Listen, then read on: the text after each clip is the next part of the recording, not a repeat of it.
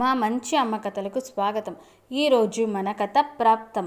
అరణ్య ప్రాంతంలో ఉన్న ఒక గ్రామంలో సోముడు అనే రైతు ఉండేవాడు. కష్టపడకుండా సంపాదించాలని అతడి కోరిక. అందుకని అతను వ్యవసాయం విడిచిపెట్టి అరణ్యంలో తిరిగేవాడు. ఒకసారి సోముడికి అరణ్యంలో ఒక చోట ఒక ముని ధ్యాన నిమగ్నుడై కనిపించాడు. సోముడు ఆ మునికి నమస్కారం చేసి వినయంగా, స్వామి, నాకు ధనయోగం ఏ దిక్కులో ఉందో చెబితే మీ పేరు చెప్పుకొని హాయిగా బతుకుతాను అన్నాడు. ధ్యానంలో ఉన్న ముని పొమ్మన్నట్లుగా చెయ్యి ఊపాడు. తన ధనయోగం తూర్పున దిశలో ఉందని ముని చెప్తున్నట్లు సోముడు అర్థం చేసుకొని అటుగా బయలుదేరాడు. చీకటి పడిన దాకా నడిచిన అడవి తరగలేదు. సోముడు ఏవో దుంపలు కాయలు తిని ఒక పెద్ద చెట్టెక్కి దాని మీద నిద్రపోదామనుకున్నాడు. కానీ తెల్లవార్లు పెద్ద సుడిగాలి వీచి అరణ్యమంతా కల్లోలమైంది. సోముడు నిద్రపోలేకపోయాడు. తెల్లవారినాక అతను చెట్టు దిగి కొంత దూరం నడిచేసరికి గాలికి వేలతో సహా పెళ్ళగిల్లి పడిపోయిన చెట్టు వేల సందునో ఎవరో పాతిపెట్టిన బంగారము కనిపించాయి. ఆనాటితో సోముడు లక్షాధికారి అయిపోయాడు.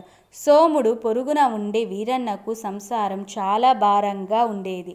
అతను కట్టెలు కొట్టి పెళ్ళాన్ని, 4 పిల్లలను పోషించలేక నానా అగచాట్లు పడుతున్నాడు. అందుచేత అతను సోముణ్ణి అడిగి అతని రహస్యం తెలుసుకున్నాడు.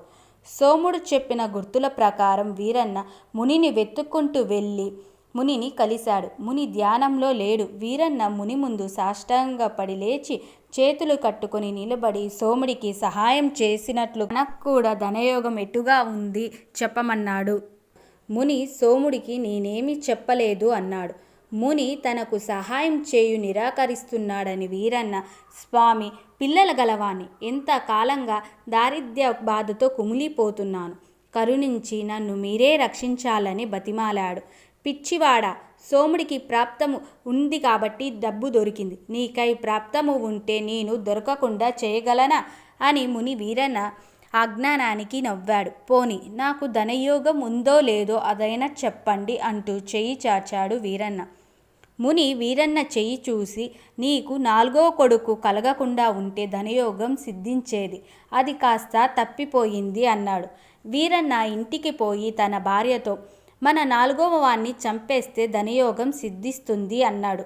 వీరన్న భార్య నెత్తి నోరు బాదుకొని మొగుణ్ణి రాక్షసుడని తిట్టింది. భార్యాభర్తలు ఇద్దరూ పోట్లాడుకున్నారు.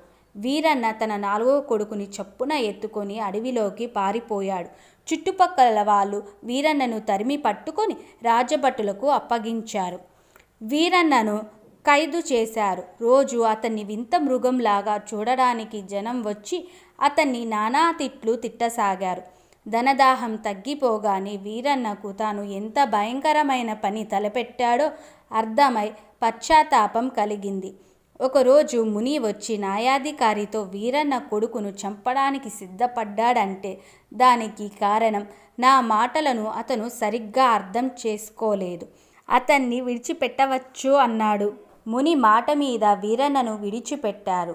ముని అతనితో, నీకు నిజంగా ధనయోగం కలగాలంటే అని ఏదో చెప్పబోయాడు. వీరన్న చెంపలు వేసుకొని, స్వామి, నాకు ఏ యోగమూ అవసరం లేదు. నేను ఖైదు ఉన్నప్పుడు నా భార్య బిడ్డలు ఎలా బతుకుతున్నారో అని చాలా దిగులు పడి ఉన్నాను. నా రెక్కల కష్టం నాకు చాలు అన్నాడు. ముని నవ్వి, ఎందుకు వచ్చిన ధనయోగం? సోముడి గతి ఎలా ఉందో చూశావా? అతడికి పాపం మనశ్శాంతి లేదు. అతని కాలమంతా డబ్బుకు కాపలా కాయటంతోనే సరిపోతుంది. బంధుమిత్రులను తృప్తిపరచలేక, వాళ్ళ అసూయను సహించలేక పిచ్చెక్కిపోతున్నాడు.